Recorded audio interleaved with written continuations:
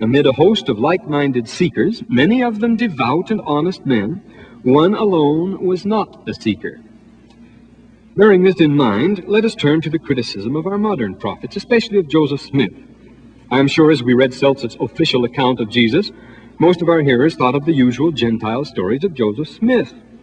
More familiar even than the sly, sordid details and the air of superior knowledge and sophistication in the teller is the characteristic insinuation that Jesus and his family were not really the sort of people with whom respectable men and women associate.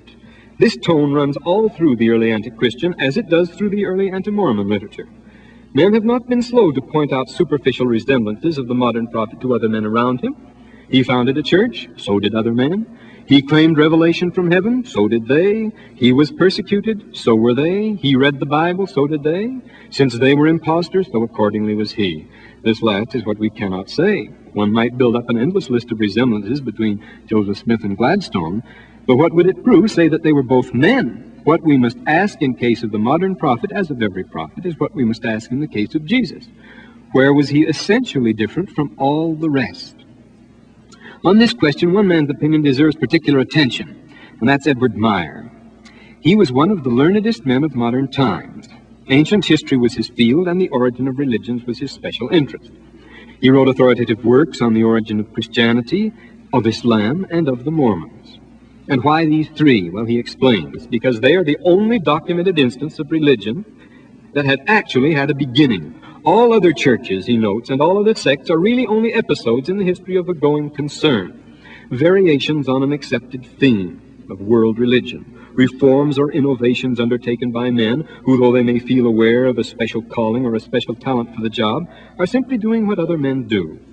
But these three religions actually claim to have been founded not by men, but by direct revelation from heaven. Meyer finds that the closest resemblance is between the Mormon Church and the primitive Christians, whom they resemble in every detail, he says, even to their defects. He also finds resemblances between Joseph Smith and Muhammad, but these are superficial and incidental compared with the essential points on which the two men, both claiming to be prophets, stand in complete antithesis to each other. And these are important, since it's long been a popular indoor sport among the Gentiles to compare Joseph Smith to Muhammad. I don't think it'll be amiss at this time to list a few points of difference between the two, as observed by one of the few scholars, perhaps the only one, who ever had a first-hand knowledge of both Mormons and Mohammedans. First of all, Eduard Meyer dwells at considerable length on the doubts and misgivings that so long beset Muhammad. His long periods of self-mistrust and black despair, especially that period known as the Fatra, when he meditated and, according to some sources, even attempted suicide. For the Prophet of Islam, being an honest man, was greatly worried over the possibility that he might be crazy. He worried a lot. Or that he might have seen the devil and not an angel at all. He worried himself sick about that for years. In contrast to this, says Meyer, and I quote, "It is for Joseph Smith very significant that there is in his case absolutely no question of any such doubts and misgivings." Unquote. Meyer congratulates Muhammad for having the normal human reaction and chides Joseph Smith for not having it. Secondly, in contrast to Joseph Smith's behavior, Meyer holds up the exemplary caution, restraint, and shrewdness of Muhammad, showing how he gained confidence with practice through the years, carefully worked out his doctrine and his story, correcting, revising, and building it up. Unlike Joseph Smith or the Old Testament prophets, he says, Muhammad never actually sees anything in his revelations, but he reads slowly and very painfully from a book, but he never sees anything. Smith finds himself in company with the ancient prophets of Israel here. Muhammad does not. Thirdly, the most important difference between the two purported prophets, according to Eduard Meyer, is that Joseph Smith, and I'm quoting, has a belief in the continuation of direct prophetic inspiration, speaking in tongues and so forth, and along with that, a personal inspiration which every believer can receive.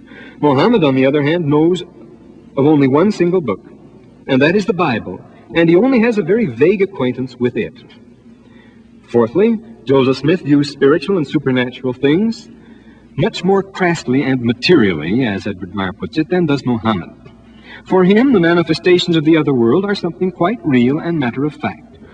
Then we're quoting, for Muhammad, on the other hand, there is only one miracle, the revelation of the words of the divine book and the appearance of angels. He denied any power to do miracles, and his followers have no special power of any kind. Modern Mohammedans among whom I count many of my friends, rather pride themselves on their cool and rational attitude toward all otherworldly things. In the fifth place, the most obvious point of resemblance between these two men is their common claim to have given the world a revealed book. But precisely on this point, Meyer finds the completest, if not the most important, difference between them. After all, hundreds of men have claimed to have given inspired writings to the world. There's nothing in the mere claim to justify or condemn a prophet. But Smith's book is like no other book. Whereas, says Meyer, for Muhammad, the book always remains in the hand of an angel, Smith himself not only read it, but translated his book, which he carried around with him from place to place. He actually copied out characters of the book and circulated them all around, including to his worst enemies, to look at and to examine. Has any impostor ever displayed such absolute confidence in his work? Any such thing, says Meyer, would never have occurred to Muhammad. Muhammad's accounts of heavenly visitors are vague and conflicting. Usually his visions came in sleep. He looks above him and he sees something in the air, or he sees Gabriel standing on the horizon, or filling the sky with his gigantic size, or confronting him whichever way he turns his head, or standing a bowshot away. There is a dreamlike quality in it all. Smith's reports, on the other hand, are clear, specific, and precise. My own great-grandfather was a Jew, and a very hard-headed and practical man. He tells in his journal, writing on the very day that the event took place, of how he cross-examined Joseph Smith on every minute detail of the first vision, and of how the prophet satisfied him promptly and completely. From that day, he never doubted the calling of the prophet. Apparently, Muhammad is not exactly sure of just what an angel is. But what could be more clear and concrete than Joseph Smith's description of Moroni? Well, Eduard Meyer's final conclusion is that Muhammad's revelations stand higher than those of Joseph Smith's, because in his case we feel, and I'm quoting, something of the power of the conviction wrung out by hard mental toil, and even at times we feel something of a poetic inspiration, unquote. Of this, not the minutest trace in Joseph Smith. Meyer can respect the mental effort of the founder of Islam, wrestling with his human limitations, but Joseph Smith remains an enigma. He has no patience with this upstart who never doubts in the face of the most appalling persecution, and amid all his terrible trials and struggles, never struggles for inspiration. Meyer's impatience with Joseph Smith is actually a strong witness to his prophetic calling, for he treats Ezekiel in exactly the same way in the Geschichte des Altertums. Of this great prophet, he says, the prophetic apparatus has sunk to the lowest literal forms. Ezekiel is a literary hack-worker. He doesn't work through the living word, such as Isaiah and Jeremiah struggled to bring out of the depths of the soul, but simply reels off the contents of a book which he's supposed to have swallowed in a vision. Ezekiel is narrow-minded, cramped, without sweep or power, devoid of any creative imagination, fantasie, and hence marked by unendurable pedantry and monotony. Here we have an interesting test. Meyer likes and understands Muhammad, who, though a remarkable man to say the least, is, after all, just a man who reacts just as one would react, or expect any normal man to react, if he were trying to work himself into a state of religious conviction. The vagueness, the mystery, the struggle, the doubt, every religious leader experiences them, and we have all some idea of what Muhammad went through. He is, so to speak, just another preacher, though a great one. But not so Joseph Smith. Meyer finds him like Ezekiel, crass, literal, unpoetic, devoid of the power of fantasy, I love that, unmoved by doubts, unennobled by despairing struggles.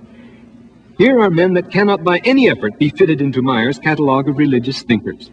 If the nature of his prophetic claim placed him completely apart from all the other religious men of his day, it also disqualified Joseph Smith for classification with any other type of prophet than represented by Ezekiel, Christ, and the ancient apostles. However much he may have resembled other men in other things, when it came to his prophetic calling, Joseph Smith was not a Mohammed, struggling to convince himself and find poetic expression. He was not a scholar of divinity seeking to unriddle the scriptures for his less educated or less inspired fellows, and certainly he was not just another preacher. He was a true prophet of God.